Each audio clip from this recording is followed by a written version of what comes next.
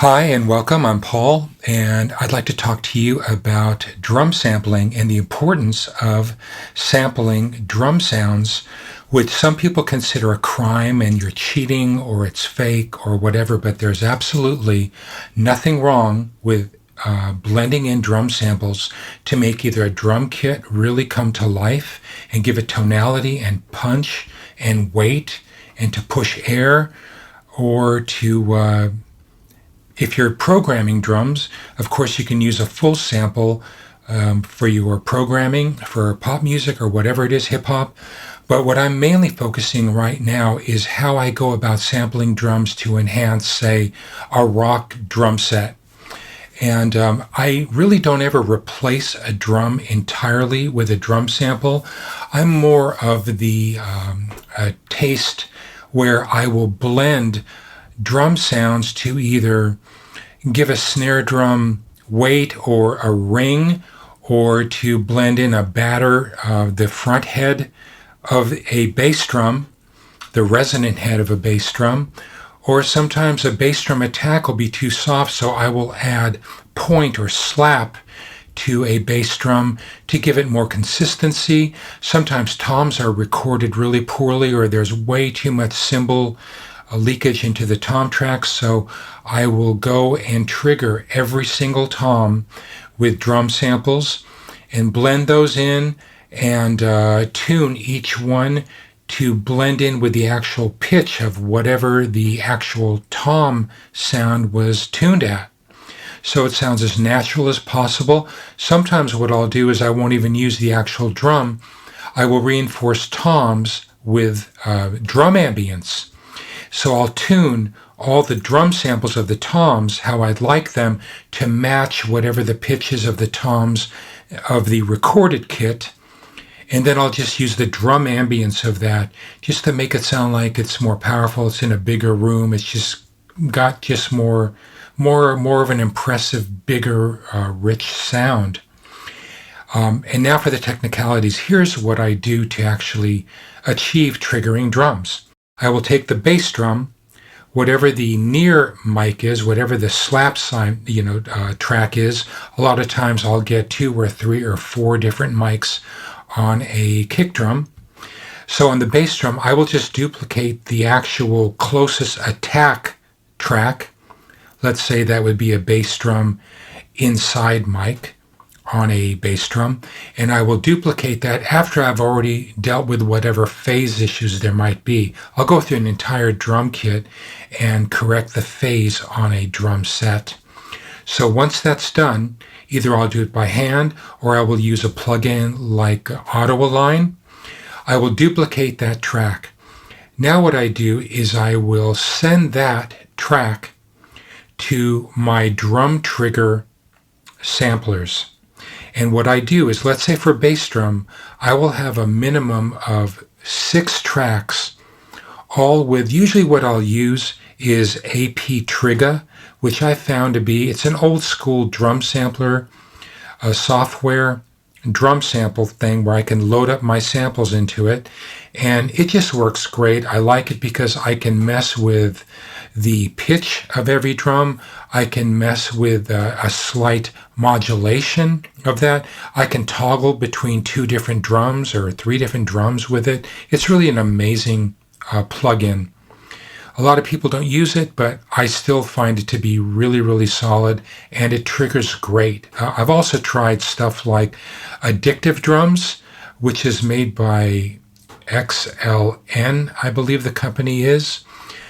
And as great as their sound libraries can be for real drums, I find that it doesn't trigger well. I use that more for triggering with programming sounds if I'm going to build up a track from 0 and I want to trigger a drum pattern or a drum part. I'll use that, and that the timing of that is great. I'd rather use some of the sounds in it, which I do, off of Addictive Drums, and load them into AP Trigger, which I really dig. So I will bring up my 6 sounds, and I will bring up things like different bass drums, different front heads, different attacks, different tuning, all kinds of different things from Thomas to Ludwig to Gretsch to all kinds of stuff, and trying to find what I feel is the best combo to the actual real recording bass drum that I have been given. Sometimes, if I can avoid it, I don't use drum samples all the time at all. I would say 50% of the time I will use drum samples to enhance a bass drum, a snare drum, sometimes toms. But if I can get away with it, I would rather really beat up the track that I've been given just to give a more unique sound or whatever. But let's say that's not possible and I really need a front end of a bass drum, the front head, or I need an attack, or I need the resonance, or I need to lower the pitch of a bass drum and I want to do that with a sample. I'll just use these samples. So I will blend 6 or 2 or 1 or even more bass drums. Also, I have bass drum ambience tracks because I send that to its own track as well. I will get that and I will print that to my destination tracks for my drum sampling. So I have my, how it's laid out is I have my triggers, which are bass drum trigger, just one track, snare drum trigger. I will send those to my sampler tracks, which have AP trigger across them, loaded with different bass drums and bass drum ambience. I will take whatever near or front head sound of that bass drum and send that to a destination track, which is my print track. And usually I will have 1 or 2 of those, or 3, which will consist of a near mic, and I will also have a drum ambience track for printing. I listen to those throughout the mixing process, and early on, if possible, I decide what I'm going to use for the mix, because as I'm mixing the guitars and the keyboards and the vocals and everything, suddenly I want to change the sound, or I want to change the pitch. So some engineers, some mix engineers will actually use just specific sounds that they use. They'll have 1 or 2 bass drums and they'll print it before they even start a mix, or they have 1 or 2 snare drums which they'll use before they start mixing, and that's it, and they use that and they've decided on it, and that's all. That doesn't really work for me. I should also point out that my drum triggers are often not just the clean bass drum duplication track that I'll either use to trigger and to fire off my AP trigger. A lot of times I will use a software made by Massey, M-A-S-S-Y or M-A-S-S-E-Y, and that is called DRT, or DIRT, which stands for Drum Replacement Trigger, I think is what it's called. And that is an Audio Suite plugin. So if leakage is too much, I will basically load up the bass drum or snare drum. Let's just talk about snares for a while. I'll load up a snare into DRT software, and what it does is it replaces the actual drum hit with just a click track. It sounds like hitting a stick on the table. And I can control the amount of dynamics in that and zoom in on every hit if I need to, and really make sure that it's sample accurate to the actual drum itself. This way I have flexibility of printing the drums without worrying about listening to every hit again and all that stuff. Although I will, because if I change drums, if I change the pitch, it's not so important.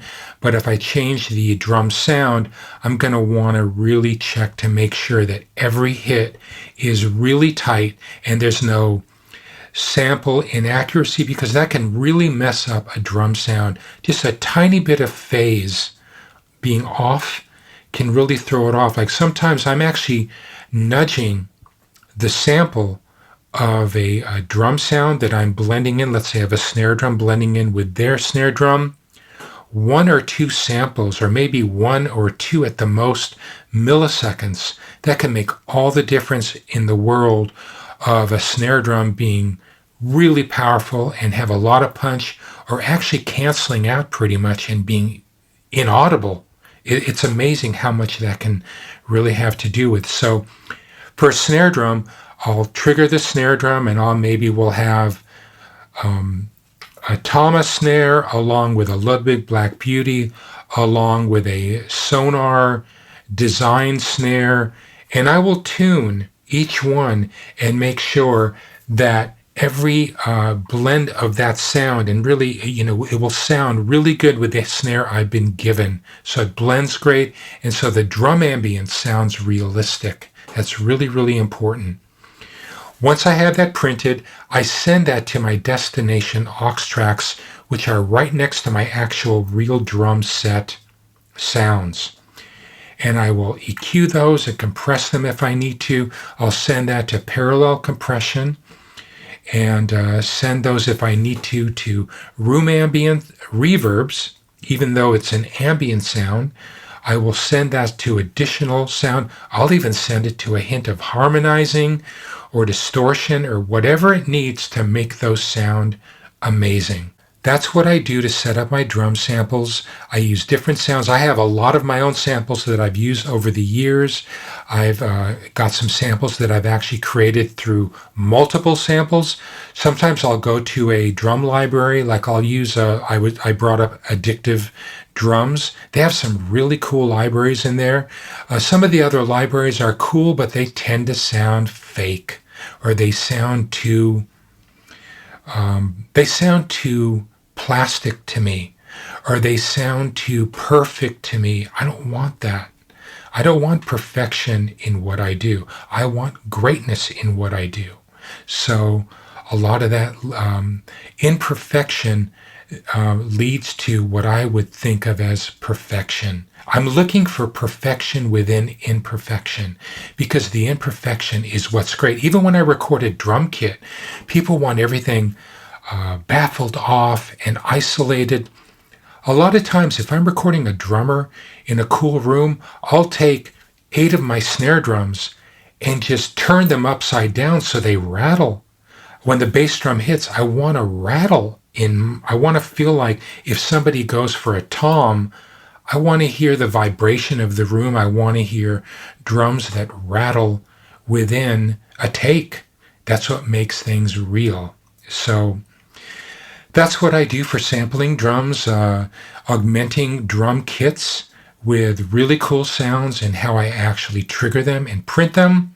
I hope that was helpful. If you have any questions, please leave a comment below.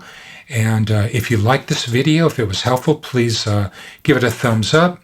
Subscribe to the channel. It really helps. And thanks for being here. And until the next video, have fun. Cheers.